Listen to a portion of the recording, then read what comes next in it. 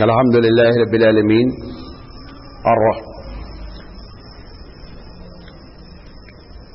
اعوذ باللہ من الشیطان الرجیم بسم اللہ الرحمن الرحیم قال اللہ تعالی فی القرآن المجید والفرقان الحمید لقد كان لكم في رسول اللہ اسوۃ حسنہ صدق اللہ العظیم۔ محترم حضرات، ہم سیرت رسول اکرم صلی اللہ علیہ وسلم پر سلسلہ وار پروگرام کر رہے ہیں اور آج اس کا 179 سیریل ہے۔ ہم گفتگو کر رہے ہیں کہ نبی کریم صلی اللہ علیہ وسلم نے صحابہ کی اور امتی کی تربیت آپ نے کس طریقے سے فرمائی۔ اس تربیت میں یہ بات چل رہی ہے کہ تربیت کا جو مین مقصد ہے وہ ہماری ذات کی اصلاح اور ہماری ذات سے دنیا میں سکون کو قائم رہنا، یہ بنیادی تربیت کا مقصد ہے۔ یہ بات میں بار بار آپ کو بتانے کی کوشش کرتا ہوں کہ اسلام کا بیسک مقصد دنیا میں سکون برقرار رکھنا، اس سکون برقرار رکھنے کے لیے ہی قانون بھی بناتا ہے اور افراد کی تربیت بھی کرتا ہے۔ دنیا میں جتنے کرپشن ہے، جتنی پرابلمس ہے، اس کی 50% وجہ یہ ہے کہ ہم لوگوں کے حقوق سمجھتے نہیں ہیں، لہذا اس کی بنیاد پر ہمارے سماج میں، ہماری سوسائٹی میں ایک دوسرے سے جو ہے وہ کیا ہے اختلاف، اور ایک دوسرے سے جو ہے حقوق۔ اللہ کے رسول صلی اللہ علیہ وسلم نے اس حقوق کے بارے میں بڑی باتیں فرمائی، ہم ایک ایک کا ذکر کر رہے ہیں آپ سے۔ آج انشاءاللہ ہم دو باتوں کا ذکر کریں گے، ایک تو ہمسائے کا حقوق اور دوسرے بیوہ کے ساتھ۔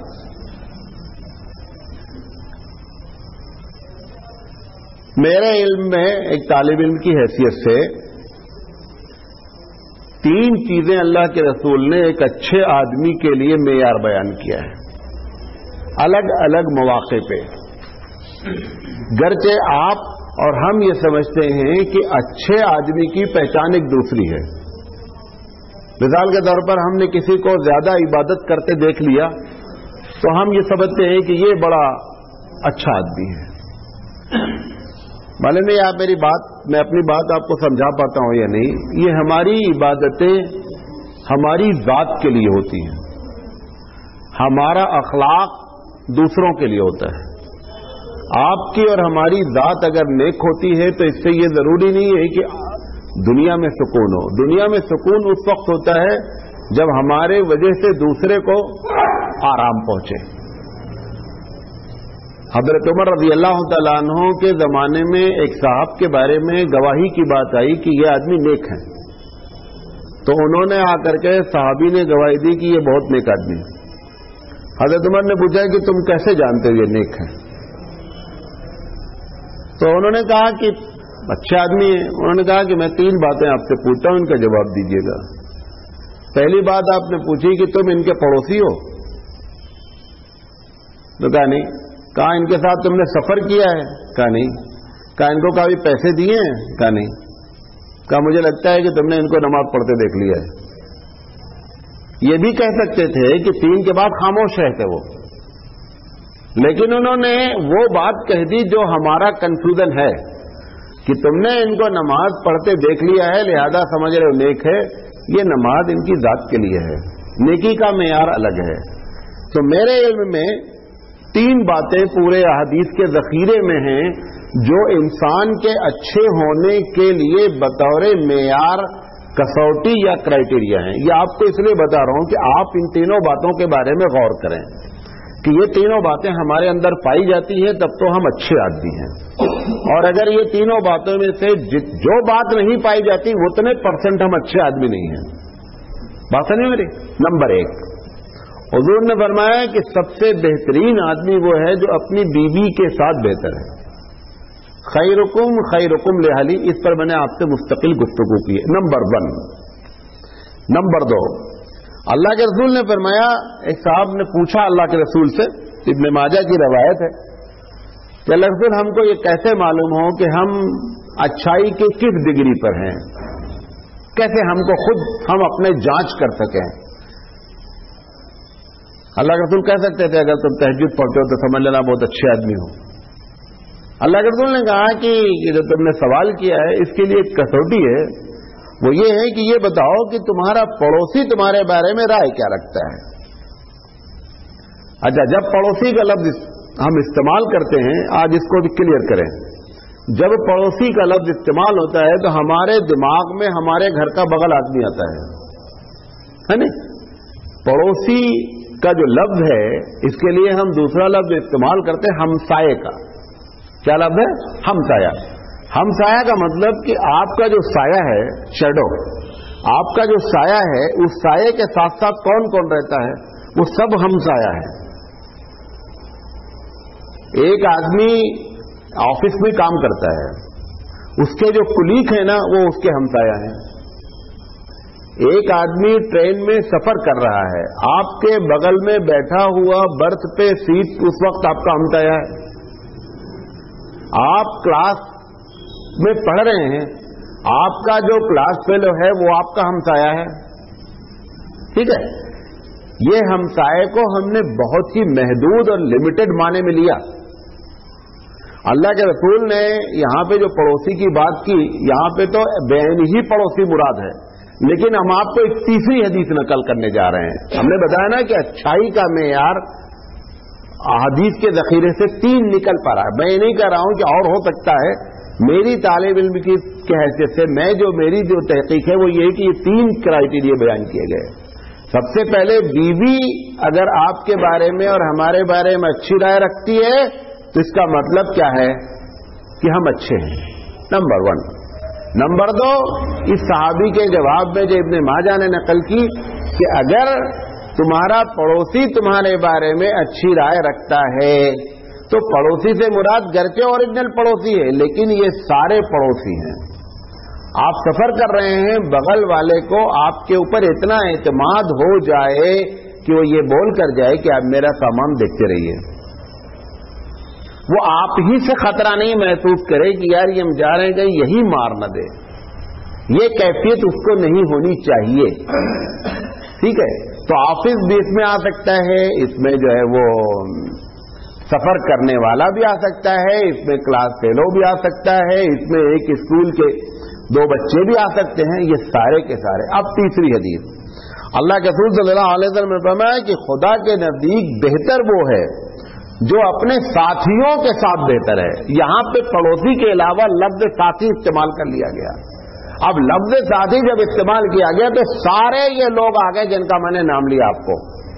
ایک آدمی، دو آدمی مل کر کے ایک پارٹنرشپ چلا رہے ہیں، یہ آپس میں ہمسایہ ہیں۔ 2 بغل دکانیں ہیں، یہ آپ کے ہمسایہ ہیں۔ ایک دکان کا آدمی جا رہا ہے 5 منٹ 10 منٹ کے لیے تو وہ آپ پر اتنا اعتماد کرے کہ یار ذرا دیکھنا میں جا رہا ہوں، اس کو نہیں خطرہ ہو کہ میں جا رہا ہوں تو یہی 2-4 پیس نکال دے گا، سمجھے نہیں؟ میں سمجھتا ہوں کہ ہم نے اس معنی میں کبھی اس حدیث کو غور نہیں کیا ہے۔ اس لحاظ سے یہ 3 کرائیٹیریا، اب جو میں نے بات کہی تھی وہ مدلل ہو گئی میری بات کہ پڑوسی کے معنی میں جب آپ نے ساتھیوں کا لفظ ذکر کر دیا تو سارے لوگ کیا ہو گئے، اس میں شامل ہو گئے۔ تو اللہ کے رسول صلی اللہ علیہ وسلم نے یہ جو معیار بیان کیا، اس کی بنیادی وجہ یہ ہے کہ اگر یہ 3 لوگوں کے بارے میں گواہیاں دی جائیں تب ہم خود جج کر سکتے ہیں اپنے بارے میں کہ ہم کتنے نیک ہیں۔ ٹھیک ہے، یہ سارے حقوق بھی بیان کیے جا رہے ہیں کہ اگر حقوق نہیں ادا کیے جائیں گے تو دنیا میں، سوسائٹی میں سکون برقرار نہیں رہ سکتا۔ میں اپنی بات سمجھا لے گیا؟ اب آئیے وہ حقوق کیا ہیں، کس کے؟ پڑوسی کے۔ پڑوسی کے 3 تو بنیادی حقوق ہیں، 3 بنیادی حقوق ہیں۔ ایک پڑوسی اگر اس پڑوسی سے ہم جو کہنا چاہ رہے ہیں اس سے مراد مسلمان کا ہونا ضروری نہیں ہے، وہ پڑوسی کسی بھی ذات کا آدمی ہو سکتا ہے، اگر وہ پڑوسی ہے تو ایک حق اس کا ہر حال میں بنتا ہے. کیا حق ہے پڑوسی کا؟ وہ کیا حق ہے؟ وہ 3 حق ہیں. کتنے حق ہیں؟ 3 حق ہے. نمبر 1، اگر ہمارے علم میں آیا کہ اس کے پاس اتنا کھانا نہیں ہے کہ کھانا کھا سکے اور میرے پاس کھانا ایکسٹرا ہے، چاہے کیش پیسے کی شکل میں اور چاہے اناج کی شکل میں اور چاہے پکے ہوئے کھانے کی شکل میں، لازم ہے کہ ہم اس کو اتنا کھانا کھلائیں کہ وہ بھوک سے مرے نہیں. یہ نمبر 1 حق ہے پڑوسی کا. نمبر 2، اس کے پاس اتنا کپڑا نہیں ہے عورت یا مرد کہ وہ اپنے سطر کو ڈھانک سکے اور ہم سوٹ پر سوٹ بنائے اپنا اور اپنی اہلیہ کا چلے جا رہے ہیں. لازم ہے کہ ہم کیا کریں، اس کا انتظام کریں. نمبر 3، اس کے گھر میں اس کا شیلٹر جس کے نیچے وہ رہ رہا ہے اس لائق نہیں ہے کہ دھوپ پانی اور ہوا سے بچ سکے. ہم اپنی 3 منزلہ عمارت پہ کھڑے ہو کر کے جب نیچے جھانک رہے ہیں تو بادو چھپر میں سوراخ نظر آ رہا ہے اور ہم 3 منزلے پہ کھڑے ہیں. ہم کو اتنی توفیق نہیں ہو رہی ہے کہ اس 3 منزلے پہ جب کھڑے ہوئے تو اس کی 3 ہی کی شیٹ ڈلوا دیتے کہ یہ پانی سے بچ جاتا ہے. یہ اگر ہم نہیں کریں گے 3 باتیں تو اگر ہمارے پاس پیسہ ہے تو ہر حال میں ہم گنہگار ہیں. بات سمجھ رہے ہیں؟ اب میں اپنی بات کو حدیث سے مدلل کر رہا ہوں. اللہ کے رسول صلی اللہ علیہ وسلم نے فرمایا کہ قیامت میں اللہ سوال کرے گا کہ میں بھوکا تھا تم نے نہیں کھلایا، میرے پاس کپڑے نہیں تھے تم نے نہیں پہنایا. گھر کے یہ حدیث سب لوگوں کے لیے ہے، تو پڑوسی بدرجہ اولا اس میں شامل ہے. ویسے بھی پوری دنیا کا کوئی شخص آپ سے اپیل کر دے کہ میں بھوکا ہوں اور آپ کے دل میں یہ بات اتر جائے کہ یہ حقیقت میں بھوکا ہے اور آپ کے پاس پیسے نہیں کھلائیں گے، گنہگار ہو جائیں گے. چاہے آپ نے اپنی ساری زکات دے رکھی ہو، اس سے کوئی بحث نہیں ہے. اگر ہمارے پاس پیسہ ہے اور ایک آدمی، یہ 3 چیزیں انسان کی بنیادی ضروریات میں سے ہیں. فنڈامنٹل ریکوائرمنٹ جسے آپ کہتے ہیں، بنیادی ضروریات ہیں. کیا؟ پیٹ میں کھانا، سطر پر کپڑا، دھوپ ہوا اور پانی سے بچنے کے لیے ایک چھوٹا سا گھر. یہ 3 چیزیں انسان کی بنیادی ضرورت ہوتی ہیں، جس کو ہم لوگ اپنی زبان میں روٹی کپڑا اور مکان کہتے ہیں. سمجھے؟ یہ 3 چیزیں اگر نہیں ہوں گی اور ہمارا پڑوسی پریشان ہوگا تو ہم ہر حال میں گنہگار ہو جائیں گے. یہ اس کے بنیادی حق ہیں. دوسرا، یہ 3 مل کر گویا کہ آپ اس کو روٹی کپڑا مکان کہہ کے ایک ٹیکنیکل ورڈ میں ایک رائٹ بھی کہہ سکتے ہیں، کیونکہ وہ ہم کو زیادہ آسان لگتا ہے روٹی کپڑا اور مکان.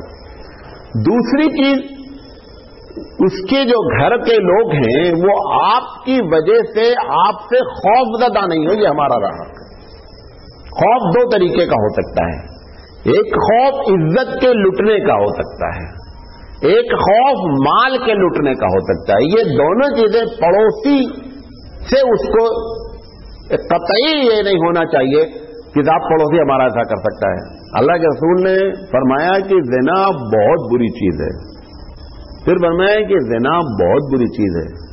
پھر آپ نے فرمایا کہ پڑوسی کے ساتھ زنا 10 گنا زیادہ برا ہے. بدکاری. کبھی کبھی کہا جاتا نا میں مسجد میں جھوٹ نہیں بولو.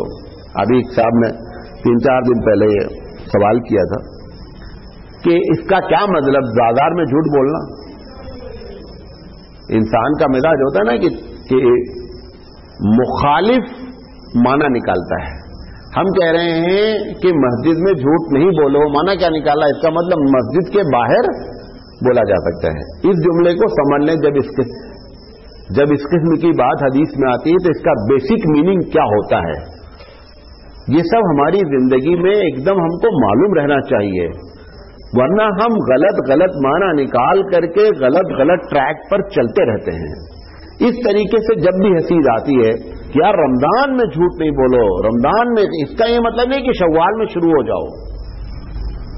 اس کا مطلب کیا ہوتا ہے؟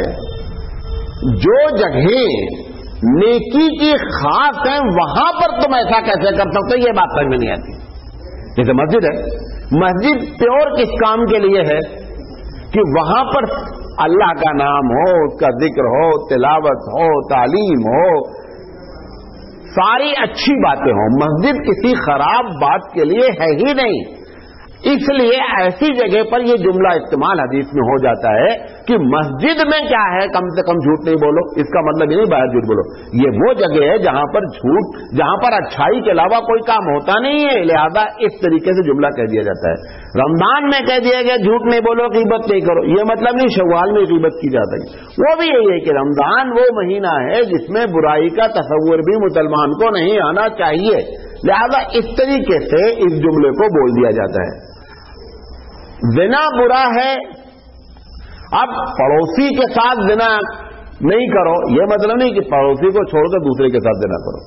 यानी ये उम्मीद ही नहीं की जा सकती कि पड़ोसी के क्या मतलब है कि पड़ोसी को हर हाल में नेकी ही कर देंगे अपने पड़ोसी के साथ। उससे ये तवक्को ही नहीं होनी चाहिए कि पड़ोसी किसी के साथ क्या कर सकता है, गलती कर सकता है। बात समझे? तो अल्लाह के रसूल सल्लल्लाहु अलैहि वसल्लम तो उसकी एक चीज क्या है, उसकी इज्जत और उसका माल।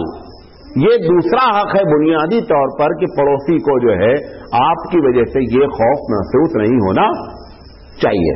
अच्छा, ये तो वाजिब के दर्जे में है। बाद लोगों ने एक और हक लिखा है कि हमारी वजह से उनको तकलीफ नहीं पहुंचे। तकलीफ हर तरीके की हो सकती है। मिसाल के तौर पर मैंने टीवी ऑन कर रखा है बहुत जोर से, अब बाजू वाले को आवाज जा रही है, वो डिस्टर्ब हो रहा है, ये इस किस्म की तकलीफ भी दाखिल है। हम घर बनाते वक्त नहीं देख रहे हैं कि हम अपनी खिड़की से जब इसके सामने बनाएंगे तो हम इसके घर में झांक सकते हैं। ऐसी हमको प्लानिंग नहीं करनी चाहिए कि हम उसके घर में झांक सकें। ये तकलीफ पहुंचाना है। मैं उन तकलीफों का जिक्र कर रहा हूं जो हमारे दिमाग में अमूमन नहीं आती है। हमारे जमाने तकलीफ का मतलब कि हमने उसको मारा नहीं, हमने उसको गाली नहीं दिया, ये तो सवाल ही नहीं उठता, क्योंकि पड़ोसी के साथ मामला ही कैसे, जैसे रमजान में कोई आदमी गलत काम नहीं कर सकता, ऐसे ही पड़ोसी के बारे में अल्लाह ये तस्वुर देना चाहता है, उसके रसूल ये बात बताना चाहते हैं कि पड़ोसी के साथ तो हर हाल में बंदे को अच्छा रहना ही रहना है। और पड़ोसी से मुराद आपको बता दिया वो सारे लोग जो हमसाया हैं, ठीक है। हजरत आयशा सिद्दीका रज़ियल्लाहु तआला अन्हा फरमाती हैं कि जिब्रील अलैहिस्सलाम ने इतना प्रेशर दिया इस मसले पे कि हम ये समझे कि अब ये विरासत में एक इसका शेयर हो जाएगा। जैसे बेटे का एक हिस्सा होता है, ऐसे ही पड़ोसी के बारे में कोई ऐसी बात आने वाली है ऊपर से कि आदमी मरेगा तो पड़ोसी का एक हिस्सा होगा। हमारे फिक़ह की किताबों में हदीस से मसले इस्तेंबात करके पड़ोसी के, जैसे खेत किसी का है वो भी पड़ोसी है, फरमाया गया है कि पड़ोसी का अगर कोई सामान बिक रहा है तो सबसे पहले वो किसको इत्तला दे, अपने पड़ोसी को।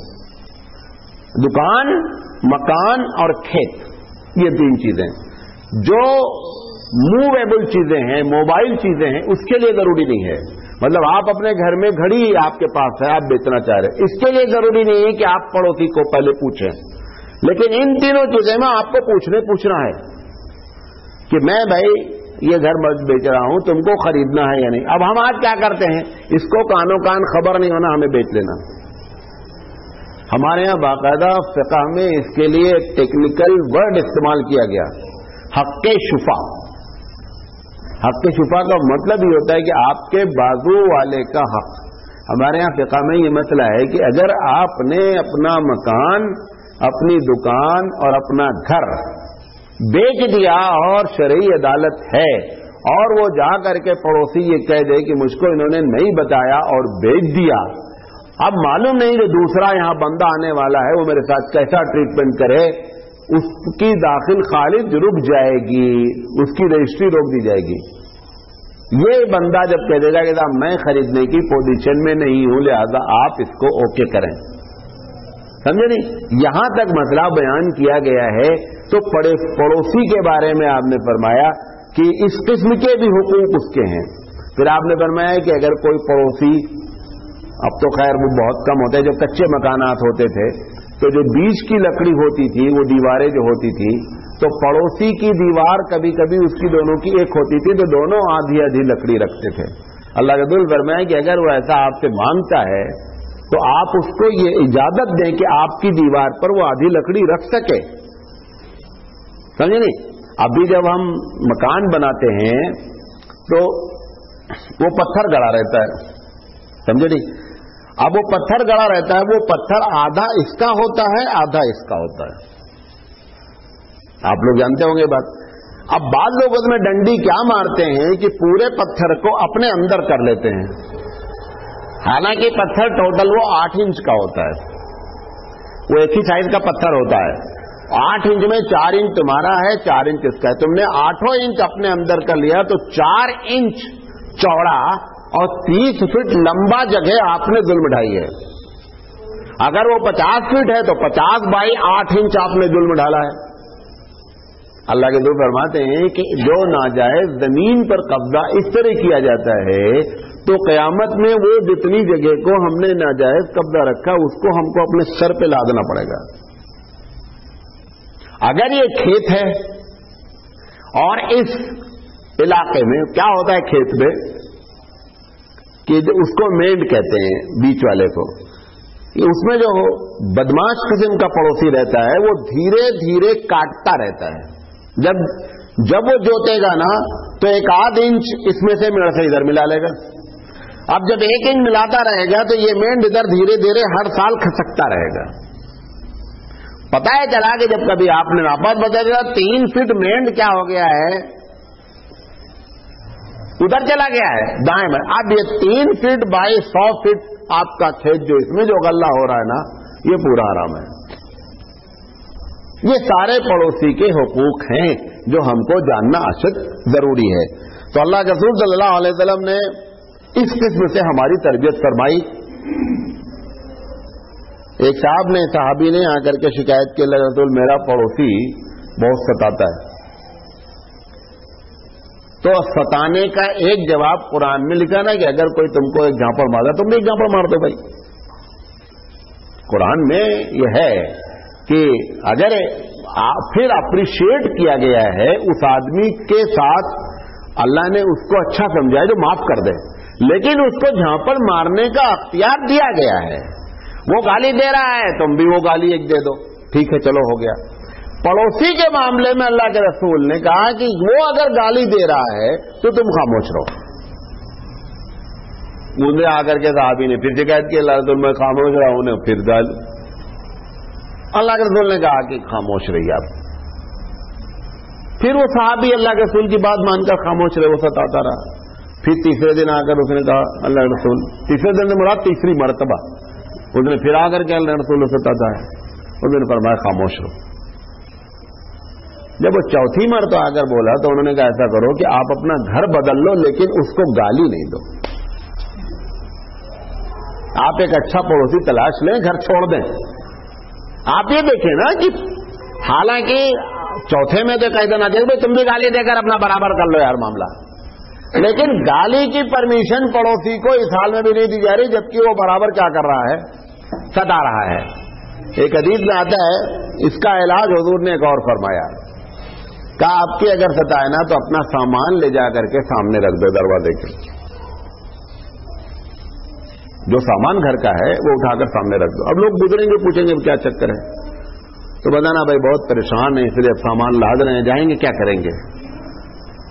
یہ بھی آپ نے ایک مسئلے کا نفسیاتی حل بتایا کہ آپ اپنا سامان گھر کے سامنے رکھ دیجئے, جب لوگ گزریں گے تو پوچھیں گے کیا بات ہے بھائی, تو آپ بتا دیجئے گا کہ صاحب ایسا ہے کہ بادو والا بہت ہم کو پریشان کیے, لہٰذا ہم نے ارادہ کیا گھر چھوڑ دیں گے.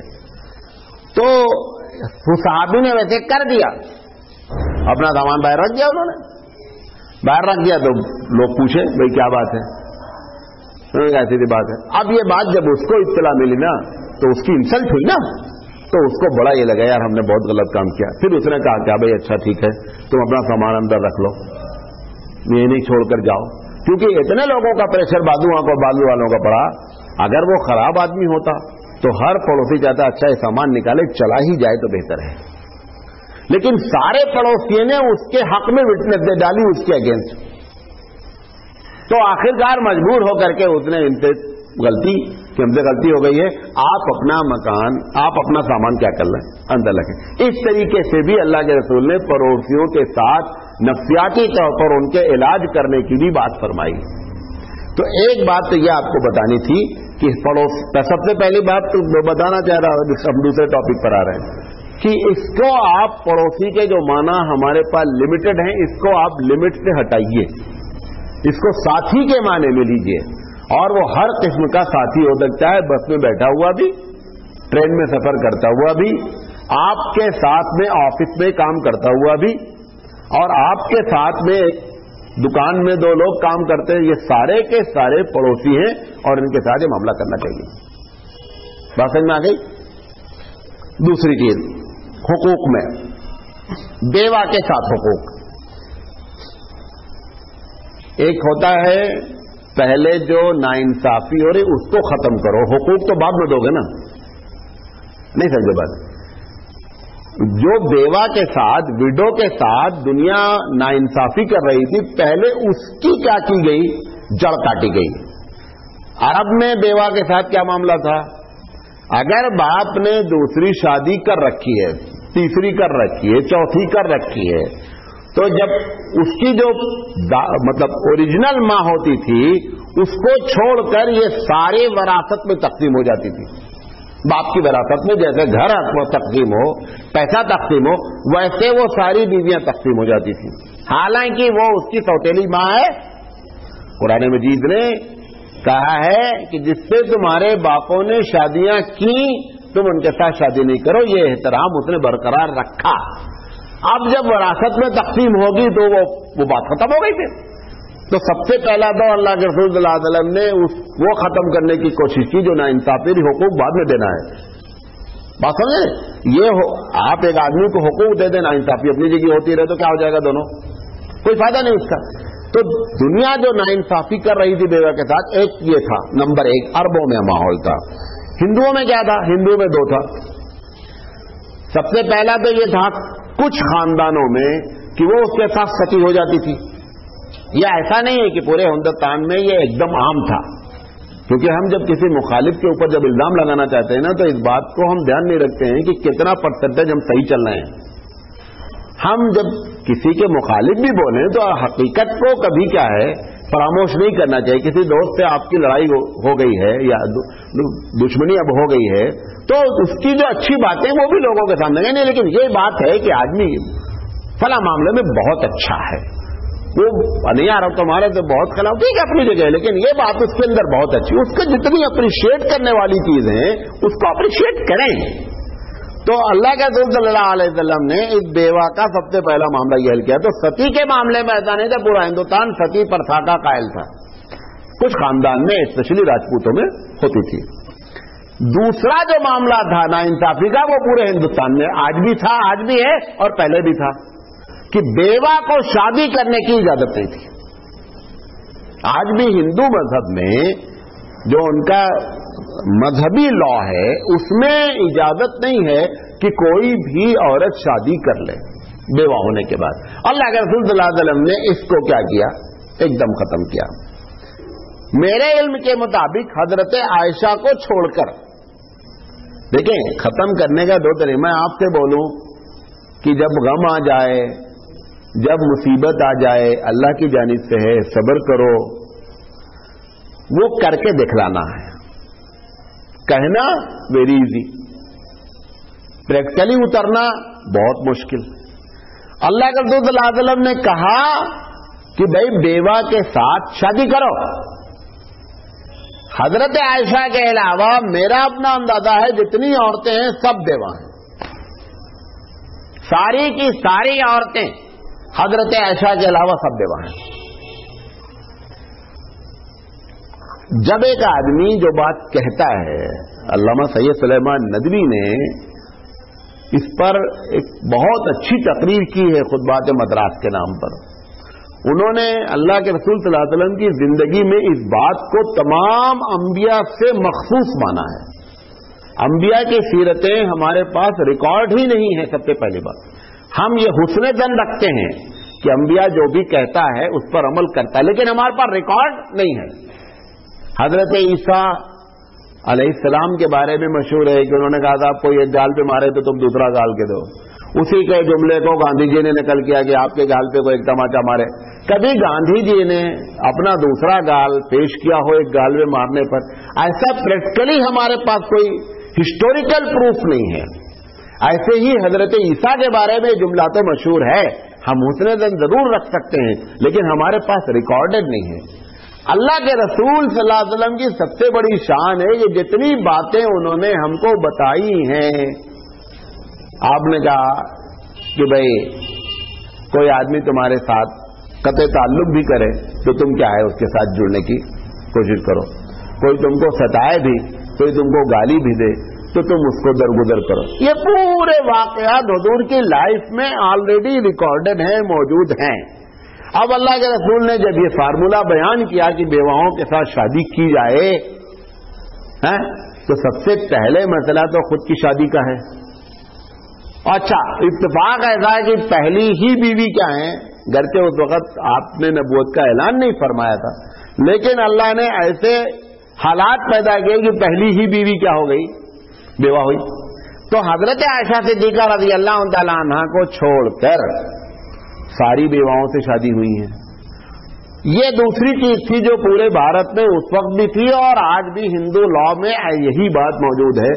یہ ناانصافی ان کے ساتھ ہوتی تھی. اچھا، اس کی ناانصافی کی وجہ کیا ہوتی تھی؟